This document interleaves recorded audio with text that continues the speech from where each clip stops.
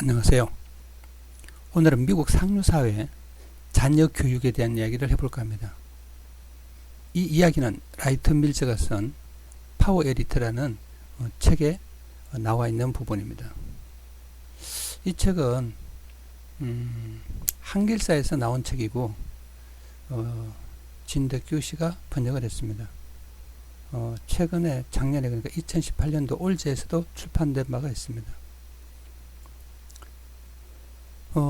밀즈의 책을 보면은 파워 에리트를 형성하는 상류사회의 교육에 대한 이야기를 하고 있습니다. 그 소제목이 보면 대도시 상류사회 400대 가문이란 글이 있는데 거기에 보면 상류 계급의 부자하고 그렇지 않은 부자 다르다고 합니다. 그 중에서 특별한 것이 교육인데 보통 교육은 일생 동안 같이 가는 것이죠. 교육을 통해서 남과 어떤 관계를 맺고 더 깊은 인연을 맺어가는 것입니다. 그래서 아주 특수한 상류사회는 그들만의 어떤 감각과 감수성 그리고 지성과 문화를 가진다고 합니다. 그 중에 아주 간단한 예를 하나 들면 이런 거죠.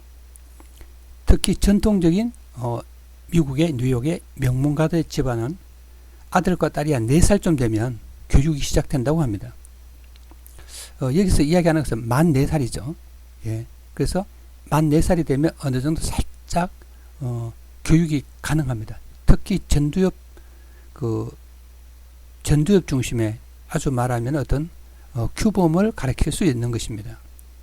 그래서 가정교사는 특히 뭐냐면은 영어와 프랑스를 능통하게 해야 된다고 합니다. 그래서 하루 종일 가정교사와 함께 지내는 것이죠.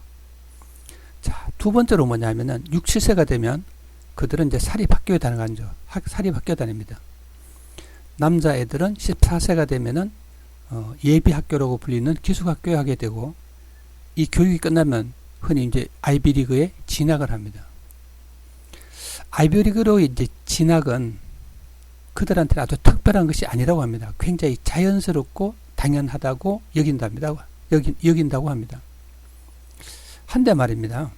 상류 계급이 다니는 예비학교의 교육은 남녀가 함께 어울리는 태도를 기르고 그래서 미국 상류층에서 어떻게 삶을 살아갈지에 대한 기반을 갖추는 어떤 그런 기관의 역할을 합니다. 특히 뭐냐 하면은 학교 생활이 굉장히 간소하고 엄격하다고 합니다. 그러니까 사치를 이렇게 하지 못하는 거죠. 예를 들어서 특별하게 자기 집에서 어떤 좋은 물건을 가져와 쓴다든가 만약에 승마를 할 때 집에 있는 말을 가지고 온다든지 그런 건 절대 하지 못하고 아주 간소하고 남들하고 똑같이 엄격하다고 합니다. 그래서 그 속에는 민주적 요소가 있어서 누구나 같은 과정을 이수하고 똑같이 생활해야 한다고 합니다. 그래서 거기서 아주 배척되는 게 있습니다. 허위의식 혹은 신사인척하는 그런 속물건성은 허용되지 않는다고 합니다. 이들은 또 뭐냐면은 절대 경쟁을 하지 않고 경쟁은 오직 자신만이 한다고 합니다. 여러분 이제 상류사회는 우리나라의 이제 애들을 보면은 예쁜 옷을 입고 멋진 옷을 입으려고 막 하잖아요. 이들에게는 절대 그런 게 없다고 합니다. 그래서 특히 뭐냐면 상류사회의 허세를 나타내기 위한 어떤 그런 의복 경쟁 이런 것은 허용하지 않는다고 합니다. 좀 전에도 말씀드렸지만 학교에서 성매용 개인 말을 가지고 없는 것도 마찬가지입니다. 자, 여러분 상류사회 미국의 상류사회를 대충 간단하게 살펴봤습니다. 그럼 한국의 상류사회는 어떨까요? 한번 탐구해 볼 만한 부분이죠. 네, 감사합니다.